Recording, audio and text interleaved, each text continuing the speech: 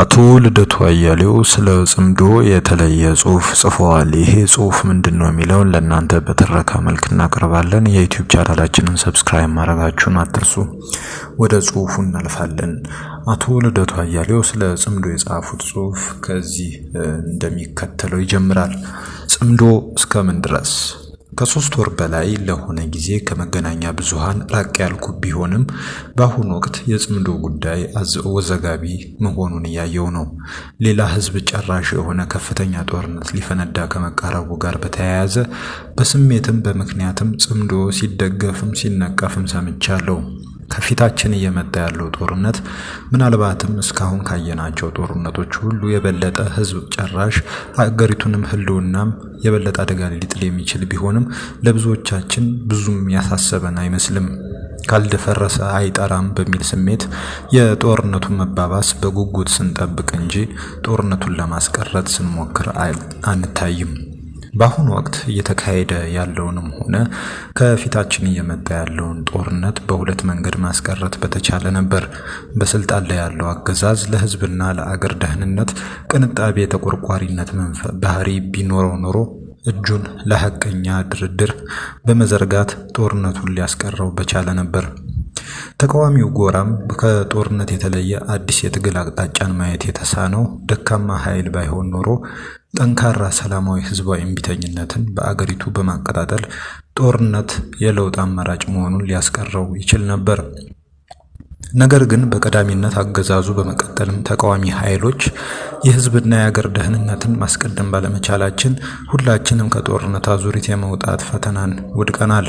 የግል ስሜታችንና እብሪታችን ከህዝብ ህልውናና ደህንነት በመብለጡ የባሰ ትውልድ ጨራሽና አገር አፍራሽ ሊሆን የሚችል ጦርነት ውስጥ ልንዘፈቅ አንድ ሐሙስ ቀርቶናል።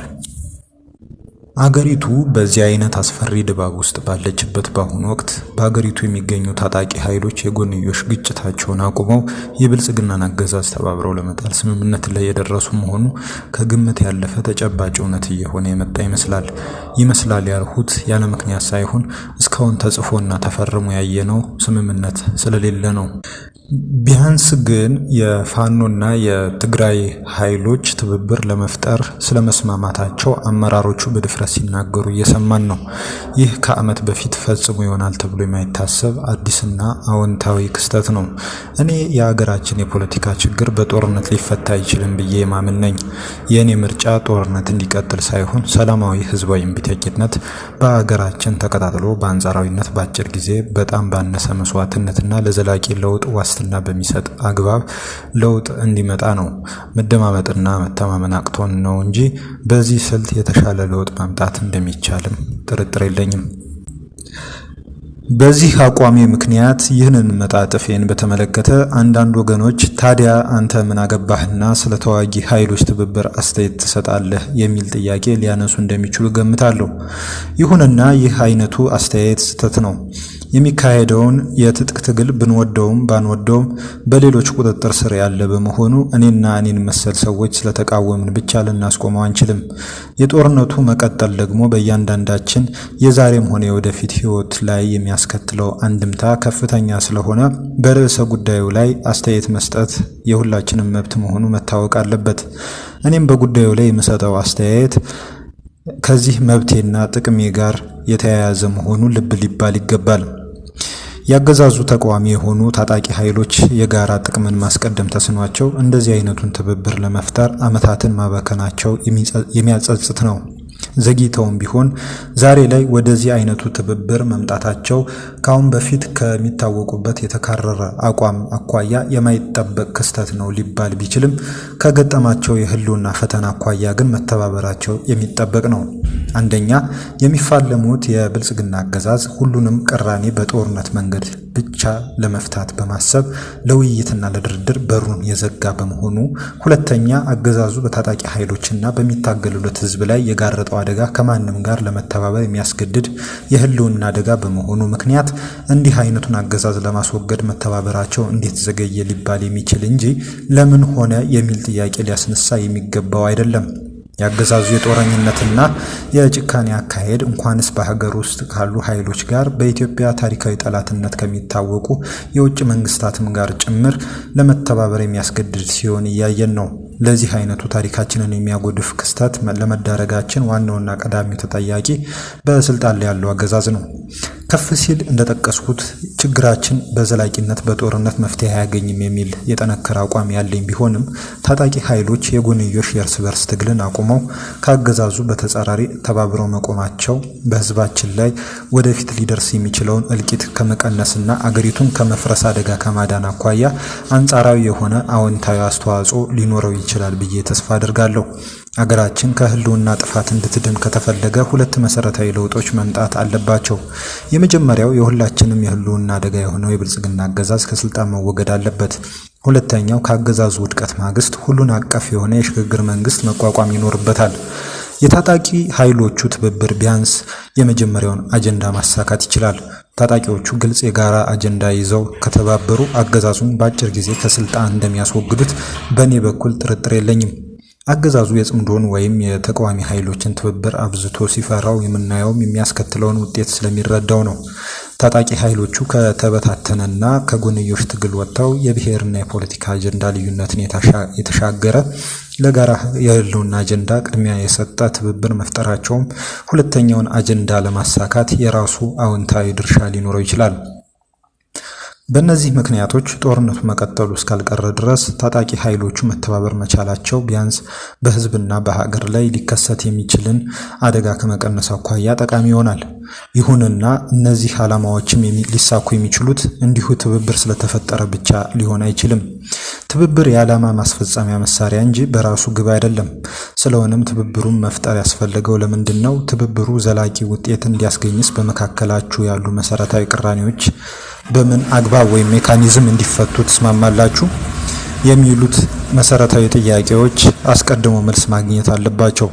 በሰነድ የተደገፈ ስምምነት እስካሁን ባናይም የሰሞኑን የወይዘሮ ፈትለወርቅ ገብረ እግዚአብሔርን አስተያየት ጨምሮ የታጣቂ ኃይሎቹ አመራሮች ከሚሰጧቸው የተለያዩ ቃለ መጠይቆች ለመረዳት እንደሚቻለው የሁሉም የህልውና አደጋ የሆነውን የብልጽግናን አገዛዝ በጋራ ታግሎ ለመጣል ስምምነት ላይ የተደረሰ ይመስላል።